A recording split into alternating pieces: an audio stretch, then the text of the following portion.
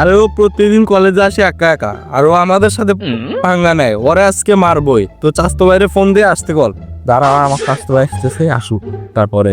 ঠিক আছে, ওরা আজকে মারবো আসছে। ওই চাস্তো ভাইছি। আরে স্বাস্থ্য ভাই কি হয়েছে? আরে কলেজে একটা স্যার জ্ঞানজাম করছে।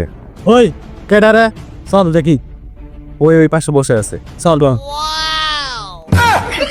এই দাঁড়া, চাস্তো ভাই আছে, ওই যা সাইজ করুক, আমরা কলেজে যাই। আচ্ছা চল চল।